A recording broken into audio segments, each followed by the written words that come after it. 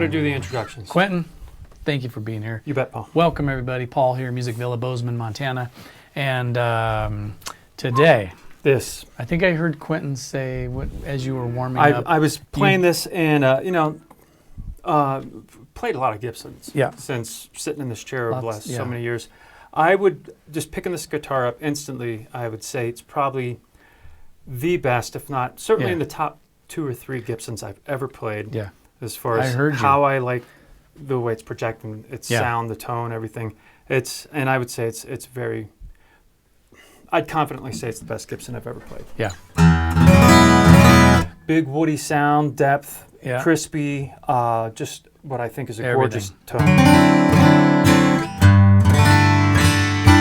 Well, let's talk about it. Yes, please. Tell me more about this thing. So what we have here is the Banner, the 1942 Banner J-45, okay? We've done these, I mean, there's been variations of them over the years, but this particular one, what makes this one new is the heavy aged, okay? They've done the kind of the lighter aged and the VOS and the different variations of the finish. Right. This one is just heavier aged, but I don't know what it is.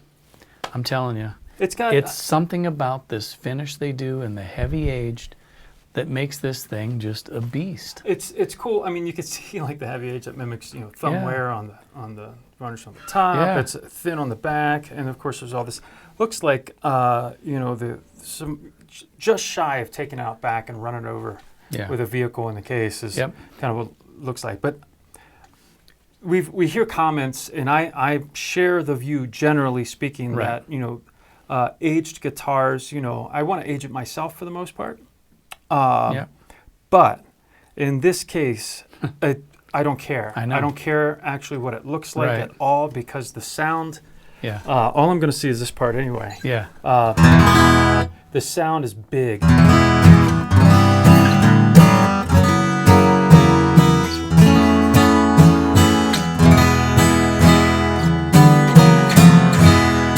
And I always love this F. When you hit that low F.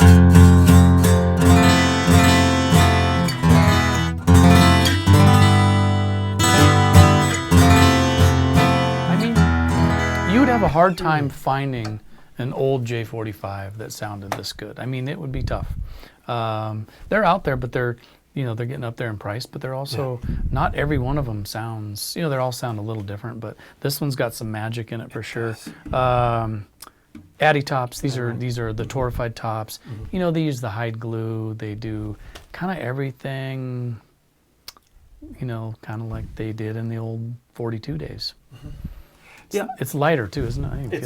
It's very light, and we've said this, that usually when I pick up a lighter guitar, I'm anticipating it to resonate more because it doesn't have to move as much mass, right, for the wood to flex and vibrate and push some air around. How's that neck? The neck is fat. It's a thick, round neck. So folks that are used to the low profiles and medium profiles, this one feels like just shy of like the full old baseball. Cut a baseball bat in half and throw some strings on it. So it's definitely a thick neck. It would take some folks some time to get used to it if you're not used to that. But I think it's sometimes very I think navigable. Some people are scared of that, but I think that if the nut's not too wide, for a lot of people, they don't realize that kind of rounder necks actually can be comfortable too for more people than they think. Right. I mean, there's depending on the styles you play and your own personal mechanics. But I think we've said you could probably get used to just about anything. Yeah. Especially for that tone. Yeah. I mean, this sometimes it's like shoes. Like wearing shoes, you got to suffer sometimes to wear a nice pair of shoes. If you want to look at it. I don't. I mean, I don't care, but ladies, wear. I don't know. They'll wear high heels. I think you're wearing some pretty fashionable shoes today. Oh yeah, it's winter out there, so wearing my boots. This is we're very pragmatic at the Acoustic Ladder. I'm just happy to keep your feet you came down on a Sunday. Oh, hey, this is awesome. To get some guitars filmed. Well, I never know what I'm going to walk in and see. Made right here in Bozeman, Montana, by the way. This is, I'm like a Martin guy, right? The primary acoustics that I play out and about are, good old HG28 and the CU7 that I love. Were I in the market, Yeah. and I was walking through a store, this would be one that I would go back and listen to over and over Yep. again. It's just got that J45 If tone. you're a Gibson fan, Yep. or if you're just a fan of great sound acoustics, this is one that you shouldn't sleep on, as they say. You know, you True. give it a check.